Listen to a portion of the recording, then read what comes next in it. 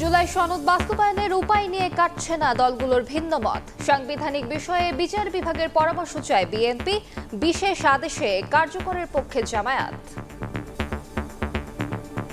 জুলাই সনদের যদি বাস্তবায়ন করতে সরকার দেরি করে, আবার জনগণ রাস্তায় নামবে। আলোচনা আছে সেটাকে বাইরে রেখে সেটা বাস্তবায়নের জন্য যদি আবার রাজপথে যায়, সেটা কিন্তু সবই বিরোধিতা। যদি আগামী জাতীয় সংসদ নির্বাচনকে আমরা অনুষ্ঠিত করি, সেইটার বেনিফিশিয়ারি কে হবে? পতিত ফ্যাসিবাদ হবে। জাতীয় সনদ নিয়ে অক্টোবরের শুরুতে সরকারকে সুনির্দিষ্ট সুপারিশ দেবে কমিশন।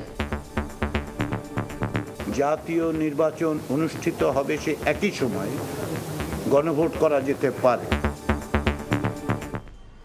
দেখছিলেন প্রধান শিরোনাম। রাত 11টার সময় সঙ্গে আছি আমি আলিশা ইসলাম।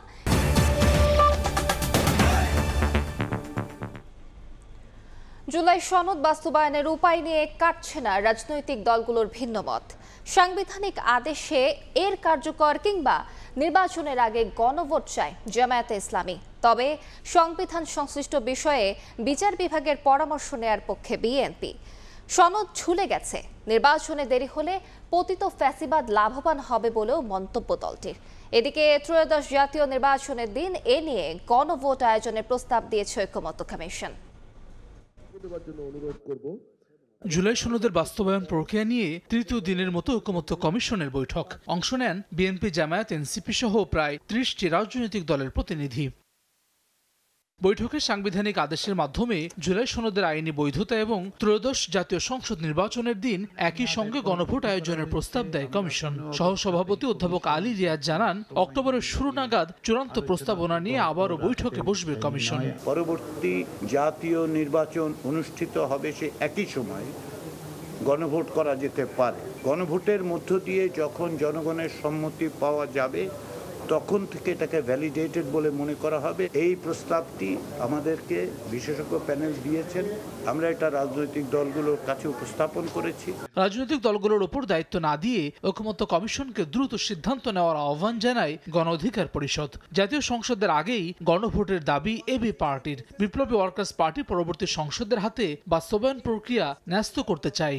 কিন্তু এই 6 মাসে প্রমাণিত হয়েছে দলগুলোর পক্ষে ঐক্যমতে আসা সম্ভবপর নয়, যে কারণে সরকারকে সিদ্ধান্ত নিতে হবে। এনসিপির যুগ্ম আহ্বায়ক সারোয়ার তুষার জানান, দলীয় ফোরামে আলোচনা শেষে এ বিষয়ে বক্তব্য জানাবে তার দল। অন্যদিকে কমিশনের প্রস্তাবে একমত জামায়াত। তবে গণভোট নির্বাচনের দিন নয়, বরং আগেই আয়োজন করার দাবি দলটির।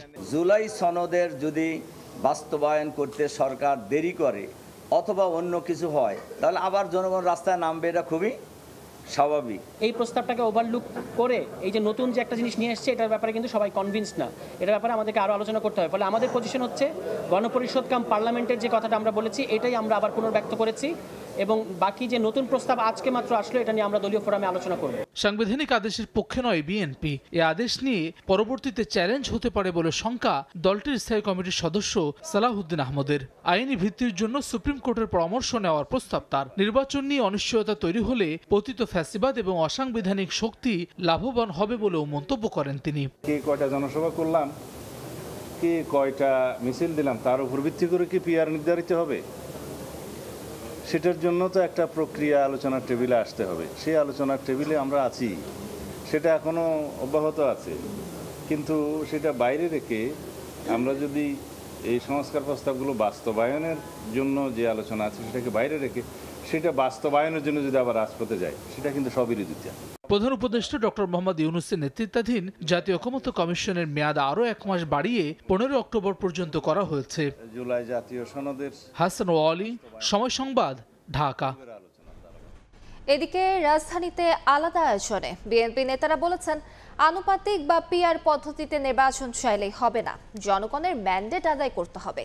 সংবিধান সংশোধনের আগে এই পদ্ধতিতে নির্বাচনের সুযোগ নেই বলেও সাফ জানান তারা। চলমান ঐকমত্য কমিশনের আলোচনার মাঝেই ভোটের পদ্ধতি বদলে আন্দোলনের ডাক দিয়েছে কয়েকটি রাজনৈতিক দল।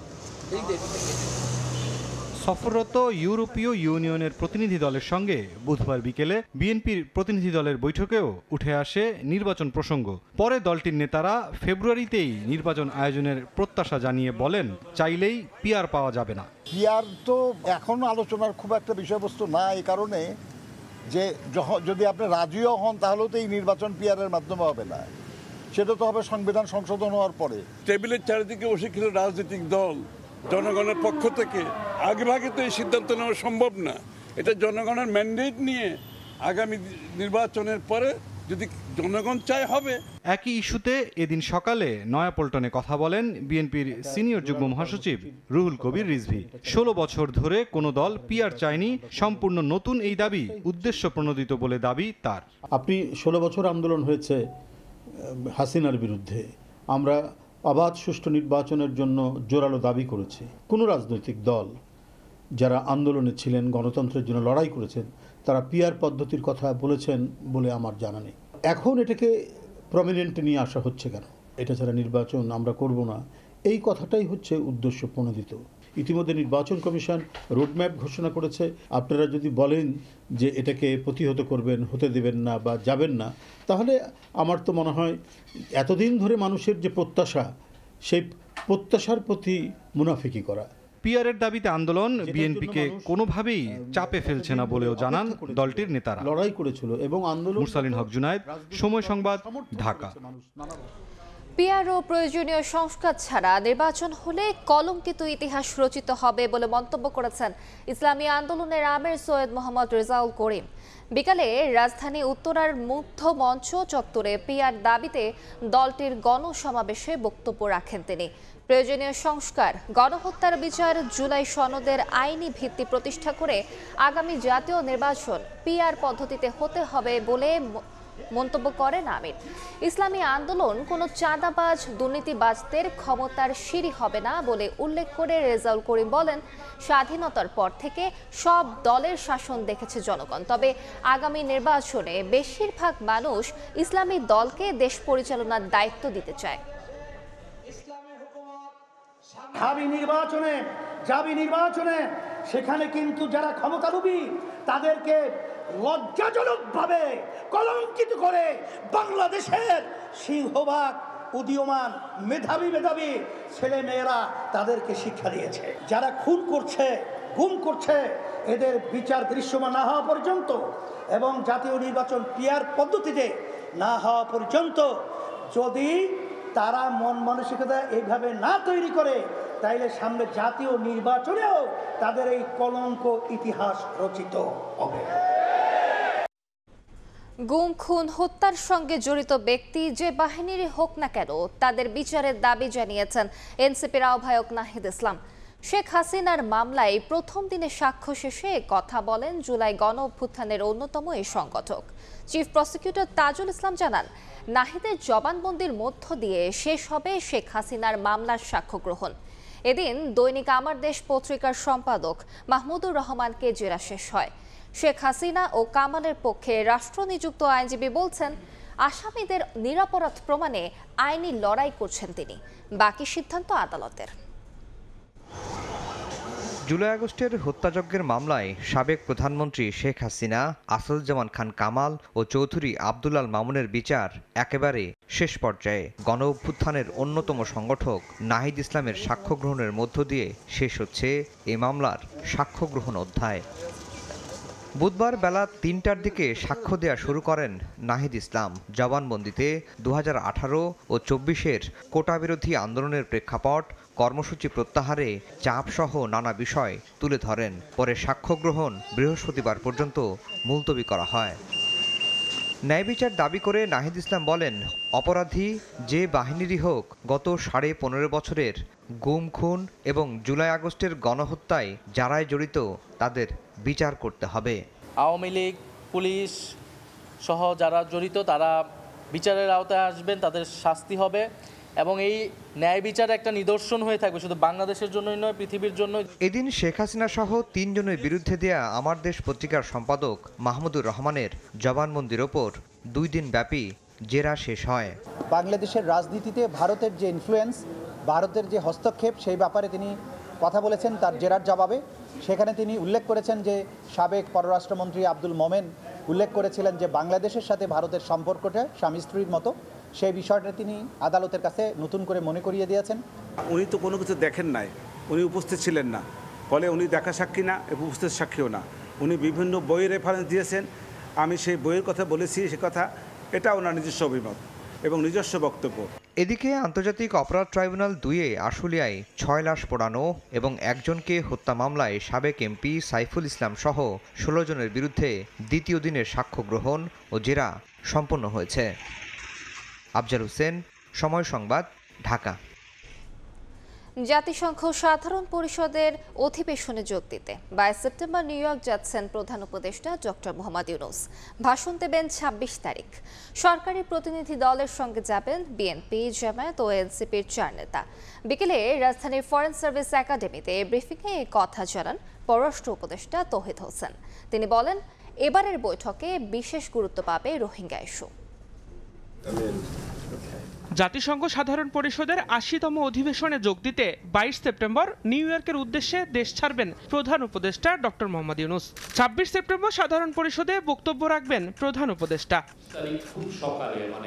বুধবার বিকেলে রাজধানীর ফরেন সার্ভিস একাডেমিতে এক ব্রিফিংয়ে এসব কথা জানান পররাষ্ট্র উপদেষ্টা তৌহিদ হোসেন। বলেন, এবারের বৈঠকে বিশেষ গুরুত্ব পাবে রোহিঙ্গা ইস্যু। জাতিসংঘের সাইডলাইনে রোহিঙ্গা সংকট নিরসনকল্পে উচ্চ পর্যায়ের সভা আয়োজনের কথাও জানান পররাষ্ট্র উপদেষ্টা। এই অধিবেশনে যোগদানের জন্য মাননীয় প্রধান উপদেষ্টা আগামী 22 সেপ্টেম্বর একটি বাণিজ্যিক ফ্লাইটে নিউ ইয়র্ক পৌঁছাবেন। 30 সেপ্টেম্বর 2025 তারিখে জাতিসংঘ সাধারণ পরিষদের সভাপতির সভাপতিত্বে high level conference on the situation of Rohingya Muslims and other minorities in Myanmar শীর্ষক একটি উচ্চ পর্যায়ের সভা অনুষ্ঠিত হবে। বৈঠকে জানানো হয়, এবার প্রথমবারের মতো বাংলাদেশের প্রতিনিধি দলের সঙ্গে জাতিসংঘ অধিবেশনে অংশগ্রহণ করবেন একাধিক রাজনৈতিক দলের 4 শীর্ষ নেতা। আমাদের প্রতিনিধি দলে এবার 4জন রাজনীতিবিদ যাচ্ছেন। মির্জা ফখরুল ইসলাম আলমগীর এবং হুমায়ুন কবির বিএনপি থেকে, জামাত ইসলামী থেকে সৈয়দ আব্দুল্লাহ মোহাম্মদ তাহের এবং এনসিপি থেকে আখতার হোসেন, এই 4 জন যাবেন। উপদেষ্টারা বিদেশ সফরে গিয়ে নানা অপ্রীতিকর ঘটনার মুখোমুখি হচ্ছে উল্লেখ করে সাংবাদিকদের প্রশ্নের জবাবে পররাষ্ট্র উপদেষ্টা বলেন, জাতিসংঘ অধিবেশন ঘিরে নিউ ইয়র্কে কোনো অপ্রীতিকর ঘটনার আশঙ্কা নেই। আমি আসলে খুব আশঙ্কা করছি না, কারণ যে এনওয়াইপিডি এ ব্যাপারে নিউ ইয়র্ক পুলিশ ডিপার্টমেন্ট জানে, তারা তাদের বিস্তর অভিজ্ঞতা। এবং দিন মোহাম্মদ সাব্বির, সময় সংবাদ, ঢাকা। অনিয়ম অস্বচ্ছতা দূর করতে এখন থেকে প্রকল্পের টেন্ডার অনলাইনে হবে বলে জানিয়েছেন পরিকল্পনা উপদেষ্টা ওয়াহিদুদ্দিন মাহমুদ। আগামী সপ্তাহে এ সংক্রান্ত আইন গেজেট আকারে প্রকাশ করা হবে। দুপুরে আগারগাঁওয়ে এনইসি সম্মেলন কক্ষে একনেক পরবর্তী ব্রিফিংয়ে পরিকল্পনা উপদেষ্টা বলেন, প্রভাবিত না হয়ে যোগ্যতা বিবেচনায় প্রতিষ্ঠানকে কাজ দেয়া হবে। জলবায়ু পরিবর্তনের ফলে গ্রীষ্মে বিশেষ করে এপ্রিল ও মে মাসে খুলনার মধুমতি নদীর পানির লবণাক্ততার সীমা প্রতি লিটারে 600 মিলিগ্রাম থেকে বেড়ে 2600 মিলিগ্রাম হয়। এই সময়ে সুপেয় পানি দিতে ব্যর্থ হয় খুলনা ওয়াসা। এমন অবস্থায় বুধবার একনেক বৈঠকে 50 কিলোমিটার দূর থেকে মধুমতির সুপেয় পানি সরবরাহের জন্য 2598 কোটি টাকার প্রকল্পের অনুমোদন দিয়েছে সরকার। যেহেতু খুলনা অবহেলিত, আমরা এটা পাস করে দিয়েছি, কিন্তু খুলনা নগরে আসলে ভবিষ্যতে পানি এটা সামান্য, এটা দিয়ে পুরো খুলনা শহরের হবে না। ব্রিফিংয়ে পরিকল্পনা উপদেষ্টা জানান, এখন থেকে নতুন সব প্রকল্পে টেন্ডার প্রক্রিয়া সম্পন্ন হবে অনলাইনে। রেল, জ্বালানি সহ বিভিন্ন মন্ত্রণালয়ের কেনাকাটায় প্রভাবশালী প্রতিষ্ঠানের আধিপত্য রুখতে আসছে নতুন আইন। ফাঁকফোকর বন্ধ করায় কর্মকর্তারা এখন প্রকল্প পরিচালক হতে আগ্রহ দেখাচ্ছেন না বলে মন্তব্য করেন ওয়াহিদুদ্দিন মাহমুদ। রেলওয়ের প্রকল্প হোক, সড়ক জনপথের প্রকল্প, পানি সম্পদ বিভাগের প্রকল্প, কয়েকটা কোম্পানির দখলে ছিল এবং বিধিবিধানগুলোর ফলে যেভাবে একটা হলো তো অনলাইনে হবে, আর একটা হলো এর ফলে যেটা হবে যে দরপত্র মূল্যায়ন প্রক্রিয়া বিশ্বমানের উন্নত হবে। শুধু তাই নয়, সারা দেশে খাস জমি উদ্ধারে জ্বালানি, শিল্প ও পরিবেশ উপদেষ্টাকে নিয়ে কমিটি গঠন করেছে সরকার। এখন থেকে প্রকল্প বাস্তবায়নে খাস জমি রেখে কৃষি জমি অধিগ্রহণ করা হবে না বলে জানান পরিকল্পনা উপদেষ্টা। 2 মাসের মধ্যে আমরা বলেছি একটা যত খাস জমি পড়ে আছে অব্যবহৃত তার একটা হিসাব আমরা গ্রহণ করব। প্রায় 8,333 কোটি টাকা ব্যয়ে 13টি প্রকল্পের অনুমোদন দেওয়া হয়েছে একনেক বৈঠকে। শুভ খান, সময় সংবাদ, ঢাকা। পূবালী ব্যাংকের পর এবার অগ্রণী ব্যাংকে থাকা সাবেক প্রধানমন্ত্রী শেখ হাসিনার দুটি লকার জব্দ করেছে জাতীয় রাজস্ব বোর্ড এনবিআর এর কেন্দ্রীয় গোয়েন্দা সেল সিআইসি। এনবিআর সূত্রে জানা গেছে, রাজধানীর দিলকুশায় অগ্রণী ব্যাংকের প্রধান শাখায় শেখ হাসিনার দুটি লকার রয়েছে। লকারের নম্বর 751 ও 753। কর ফাঁকি হয়েছে কিনা তা খতিয়ে দেখতে লকার দুটি জব্দ করা হয় বলে জানা গেছে। এর আগে গেল 10 সেপ্টেম্বর পূবালী ব্যাংকে থাকা এই সাবেক প্রধানমন্ত্রীর লকার জব্দ করেছিল সিআইসি। সেনা কল্যাণ ভবনে অবস্থিত পূবালী ব্যাংকের মতিঝিল কর্পোরেট শাখার 128 নম্বর লকার ছিল এটি। এখন পর্যন্ত সব মিলিয়ে অগ্রণী ও পূবালী ব্যাংকে থাকা 3টি লকার জব্দ হলো। রাত 11টার সময় আরো থাকছে। সাজেকে পর্যটকবাহী জিপ খাদে প্রাণ গেল খুলনা বিশ্ববিদ্যালয়ের এক শিক্ষার্থীর, আহত শিক্ষক সহ 12। চট্টগ্রামে সিলিন্ডারের গুদামে ভয়াবহ বিস্ফোরণে দগ্ধ 10। একমাত্র আরএফএল ক্লাস পাইপ নিশ্চিত করে প্রতি ইঞ্চিতে সঠিক থিকনেস ও সঠিক মাপ। পাইপের বস, না কিনলে লস। নিয়োগ বৈষম্য সহ 4 দাবিতে 20 দিন পর ফের রাজপথে পলিটেকনিক শিক্ষার্থীরা। রাজধানী সহ জেলায় জেলায় সড়ক অবরোধ করে বিক্ষোভ করেন তারা। বৈষম্যের অভিযোগ তুলে সরকারের গঠিত কমিটি বর্জনের ঘোষণাও দিয়েছেন আন্দোলনকারীরা।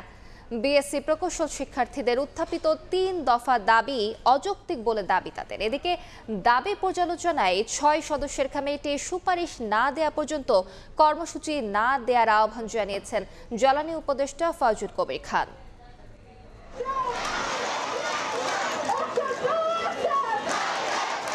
দাবি আদায়ে 20 দিন পর আবারও রাজপথে ডিপ্লোমা ইঞ্জিনিয়ার শিক্ষার্থীরা। রাজধানীর তেজগাঁওয়ে চলে অবরোধ, বিক্ষোভ, বন্ধ হয়ে যায় যান চলাচল।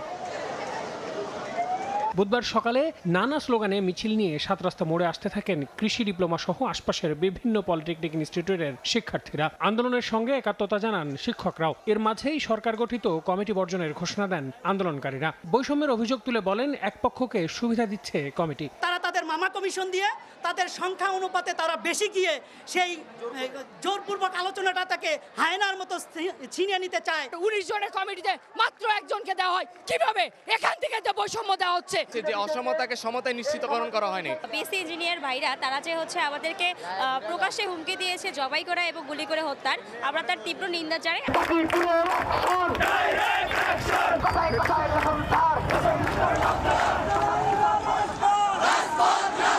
এদিকে জেলায় জেলায় সড়ক, মহাসড়ক ও রেলপথ অবরোধ করে বিক্ষোভ করেন পলিটেকনিকের শিক্ষার্থীরা। দিনাজপুর, ফেনী ও রাজশাহীতে রেলপথ, গাজীপুর, বরিশাল, যশোর ও গোপালগঞ্জে মহাসড়ক অবরোধ করে ব্লকেট কর্মসূচি পালন করেন তারা। দাবি আদায়ে দেন বিভিন্ন স্লোগান। তাদের যদি 3 দফা মানা হয়, তাহলে আমাদের যে সরকারি 50টা পলিটেকনিক এবং বেসরকারি 600+ পলিটেকনিক এগুলি বন্ধ ঘোষণা করুন। যতদিন পর্যন্ত আমাদের এই 7 দফা বাস্তবায়ন করা না হবে, আমরা বিভিন্ন কর্মসূচি পালন করব এবং রাজপথেই অবস্থান করব। সাধারণ জনগণের অবরোধ করতে চাচ্ছি না, আমরা জাস্ট তাদেরকে দেখাইতে চাচ্ছি যে আমরা আছি, আমরা চাইলে অনেক কিছু করতে পারি, কিন্তু আমরা করতেছি না। এ সময় জনভোগান্তি এড়াতে সরকারকে বিষয়টি সমাধানের আহ্বান জানান ডিপ্লোমা প্রকৌশলীরা। এদিকে সচিবালয়ে বৈঠক শেষে উপদেষ্টা ফজলুল কবির জানান, বিসিএস ও ডিপ্লোমা প্রকৌশলীদের সমন্বয়ে গঠিত কমিটির সুপারিশ না দেওয়া পর্যন্ত আন্দোলন বন্ধ রাখার আশ্বাস দিয়েছে উভয় পক্ষ। জাতীয় ঐক্যমত্য কমিশনের মতো যাতে ওনারা নিজেরাই কারণ নিজেরা সমাধান করলেই সেটাই হচ্ছে সবচেয়ে শ্রেষ্ঠ সমাধান। এবং ওনারা এটাও প্রতিশ্রুতি দিয়েছেন যে ওই কমিটির সুপারিশ না আসা পর্যন্ত তারা আর কোনো আন্দোলন করবেন না। অবস্থান কর্মসূচি ঘিরে প্রায় 2 থেকে 2.5 ঘন্টা সড়ক ও রেলপথ বন্ধ থাকায় বিপাকে পড়েন সাধারণ মানুষ। আল আমিন তুষার, সময় সংবাদ, ঢাকা। রাজধানীর বনানীতে 2টি সীসা বারে অভিযান চালিয়ে 15 কেজি সীসা ও হুক্কা সহ 2 জনকে আটক করেছে মাদকদ্রব্য নিয়ন্ত্রণ অধিদপ্তর। বুধবার সন্ধ্যায় প্রথমে গেসিনো নামে একটি সীসা বারে অভিযান পরিচালনা করে বনানীর 17 নম্বর সড়কে হাবানা সীসা বারে অভিযানে যায় সংস্থাটি। এ সময় 2টি সীসা বার থেকে 15 কেজি সীসা, হুক্কা 13টি এবং 10 কেজি কয়লা সহ বিভিন্ন উপকরণ জব্দ করে মাদকদ্রব্য নিয়ন্ত্রণ অধিদপ্তর।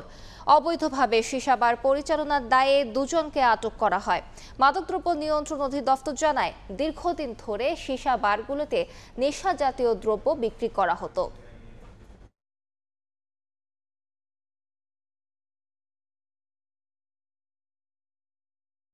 সাড়ে 4 কেজির মতো সীসা উদ্ধার করি, যে সীসাটা তারা এই মূল বিল্ডিংয়ের মধ্যে না রেখে বিল্ডিংয়ের বাইরে জানালার পিছনে ফল সিলিং করে সেখানে ওই যে এসি, যেখানে এসি বা আমরা অন্যান্য জিনিসগুলো লাগাই সেখানের মধ্যে তারা রেখেছিল।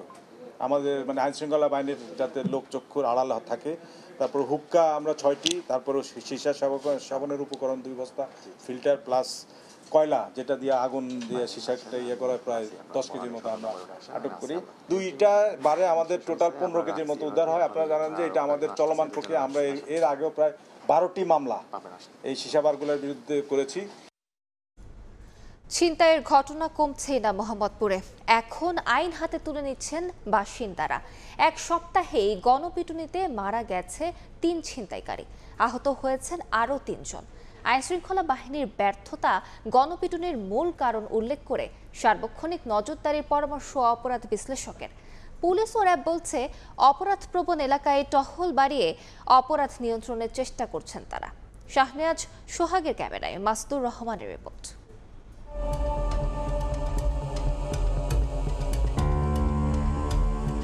31 আগস্ট বিকেল 5:30 মোহাম্মদপুরের হাক্কারপাড় ব্রিজের পাশে অটোরিকশায় এসে পৌঁছায় এক যাত্রী। মুহূর্তে 2 যুবক ধারালো অস্ত্রের মুখে সেই যাত্রীর সর্বস্ব লুট করে। এরপর সে একই অটোরিকশায় চড়ে পালিয়ে যায় ছিনতাইকারীরা। সরেজমিনে সেই ব্রিজে গিয়ে জানা যায় ছিনতাই এখানকার নিয়মিত ঘটনা। চন্দ্রিমা থেকে সহজে বসিলা যাওয়া যায় বলে এই ব্রিজ অনেকেই ব্যবহার করলেও ছিনতাই আতঙ্কে থাকতে হয় সব সময়। চন্দ্রিমা হাক্কার পর্যন্ত খুব খারাপ এলাকা, দিন নাই দুপুর নাই সকাল নাই ছিনতাই হয়, নিরাপত্তাহীনতায় আমরা ভুগতেছি, সমাধান জরুরি। এই ব্রিজের কয়েক গজ সামনেই নবীনগর হাউজিং এর 16 নম্বর সড়ক। 10 সেপ্টেম্বর ভোরে 2 ছিনতাইকারীকে আটক করে এলাকাবাসী। গণপিটুনিতে মারা যায় 2 জনই। 2 দিন আগে একই এলাকার একটি সিসিটিভি ফুটেজে এই 2 ছিনতাইকারীকে অস্ত্রের মুখে একজনের সর্বস্ব লুটতে দেখা যায়। ধরেন এখানে মারলো, মাইরা ওখানে ফয়সালারে নিল, ফয়সালারে নিয়ে গাছালে ফাঁসি দেওয়ার ব্যবস্থা করলো। নিহত ছিনতাইকারীর পরিবারের অভিযোগ, সেদিন বাসার সামনে থেকে ডেকে নিয়ে গণধুলাই দিয়ে মেরে ফেলা হয়েছে। তবে নিহত 2 জন ছিনতাইয়ের সাথে জড়িত বলে স্বীকার করেছে পরিবার। সারা রাত বাসায় হুইয়া দিয়েছে, বাসার দায়িত্ব আইনি আর সকালবেলা আর সেদিন তো আর কোনো চিন্তাই করে না। মোহাম্মদপুরের আরেক ছিনতাই স্পট তুরাগ নদীর ওয়াকওয়ে। গত 8 সেপ্টেম্বর এখানেও 2 ছিনতাইকারীকে গণপিটুনি দেয় এলাকাবাসী। মারা যায় একজন। লোকজন দেখি আশেপাশে থাকলে আসি, ফাঁকা থাকলে একবারে দাঁড়ায় থাকি। বাইকে যাইতেছে, এর ভিতরে চারিদিক দিয়ে ডাক পড়ছে, কোপের ভিতরে ঢুকছিল, ওখান থেকে দইরাই না মারছে। শুধু পথচারী কিংবা অটোরিকশার যাত্রীকেই নয়, নগদ টাকা নিয়ে চলাচল করা ব্যক্তিদেরও টার্গেট করছে ছিনতাইকারীরা। 6 সেপ্টেম্বর বসিলায় প্রকাশ্যে এক কুরিয়ার ডেলিভারি ম্যানকে অস্ত্রের মুখে ছিনতাই করা হয়। 13 সেপ্টেম্বর তুরাগ হাউজিংয়ে ময়লার টাকা উত্তোলন করতে গেলে ম্যানেজারকে অস্ত্রের মুখে 60,000 টাকা ছিনতাই করা হয়। এই ঘটনায় মামলা করতে গেলে ভুক্তভোগীকে ফোনে হত্যার হুমকি দেয় ছিনতাইকারীরা। জামিনে বেরিয়ে আবারও এলাকায় ছিনতায় জড়িত হচ্ছে বলে অভিযোগ ভুক্তভোগীর। অস্ত্র ছিল, তারা ভয়ভীতি দেখায় আমার টাকা নিছে। ফোন দিয়ে ঠের দেয়, থানায় যাইতেছি, বিচার পাই না। একের পর এক ছিনতাইয়ের ঘটনায় অতিষ্ঠ এলাকাবাসী আইন হাতে তুলে নিচ্ছেন। অপরাধ বিশ্লেষকরা বলছেন আইন শৃঙ্খলা নিয়ন্ত্রণে ব্যর্থতায় গণপিটুনির অন্যতম কারণ। যে বা যাদের নিয়ন্ত্রণ করার কাজ তারা যখন নিয়ন্ত্রণ করবে না, তখন সাধারণ মানুষ তার জীবনের প্রয়োজনে নিজের হাতে আইন তুলে নেয়। এটা কিন্তু আইন শৃঙ্খলা বাহিনী এবং প্রশাসনের ব্যর্থতার কারণে। র্যাব বলছে অপরাধপ্রবণ এলাকায় বাড়ানো হয়েছে টহল। তবে পুলিশের দাবি ছিনতাইয়ের ঘটনা ঘটা মাত্রই আসামি গ্রেফতার হচ্ছে। শহরতলি এলাকাগুলোর দিকে ফোকাস করি, তখন হয়তো তারা মেইন রোডের দিকে চলে আসে, আবার মেইন রোডের দিকে ফোকাস করলে তারা শহরতলির দিকে চলে যায়। সবকিছু মিলিয়ে আমরা আমাদের নজরদারি রেখেছি। ইন্টেন্সিভ পেট্রোল এই ঢাকা উদ্যান, মোহাম্মদপুর, আদাবর, হাজারিবাগ অত্র এলাকায় 24 ঘন্টা আমাদের 18টা পেট্রোল টহল করে। মোহাম্মদপুরকে অপরাধ মুক্ত করতে রাজনৈতিক দলগুলোকেও এগিয়ে আসার আহ্বান আইন শৃঙ্খলা বাহিনীর। তুরাগ নদীর এই ওয়াকওয়ে এবং পাশের হাক্কারপাড় ব্রিজ, এই দুটি এখন ছিনতাইয়ের হটস্পটে পরিণত হয়েছে। একের পর এক ছিনতাইয়ে এসব এলাকার মানুষ অতিষ্ঠ। যৌথ বাহিনীর অভিযান এবং গণপিটুনিতে ছিনতাইকারী নিহত হওয়ার পরেও থামছে না এসব এলাকায় ছিনতাই। বিশেষজ্ঞরা বলছেন নিয়মিত টহলের মাধ্যমে এই সমস্যার সমাধান হতে পারে। মাসুদুর রহমান, সময় সংবাদ, ঢাকা। আসন্ন দুর্গাপুজো উপলক্ষে কোনো ধরনের হামলার আশঙ্কা নেই বলে জানিয়েছেন স্বরাষ্ট্র উপদেষ্টা অবসরপ্রাপ্ত লেফটেন্যান্ট জেনারেল জাহাঙ্গীর আলম চৌধুরী। বিকেলে রাজধানীর রমনা কালী মন্দির পরিদর্শনে এসে তিনি কথা জানান। উপদেষ্টা বলেন, পূজা উপলক্ষে আইনশৃঙ্খলা বাহিনীর পক্ষ থেকে পর্যাপ্ত নিরাপত্তা নেওয়া হয়েছে। পূজা নির্বিঘ্ন করতে খোলা হয়েছে নতুন অ্যাপ। এর মাধ্যমে 24 ঘন্টা নজরদারিতে থাকবে পূজা। স্বরাষ্ট্র উপদেষ্টার আশা, গতবারের চাইতেও এবার উৎসব মুখর পরিবেশে পূজা উদযাপন হবে। আইন শৃঙ্খলা পরিস্থিতি ভালো আছে দাবি করে বাইরের কথায় কিংবা গুজবে কান না দেওয়ার আহ্বান স্বরাষ্ট্র উপদেষ্টার। বলেন, পূজা উপলক্ষে সরকার 5 কোটি টাকা বরাদ্দ দিয়েছে, ছুটিও বাড়িয়েছে একদিন।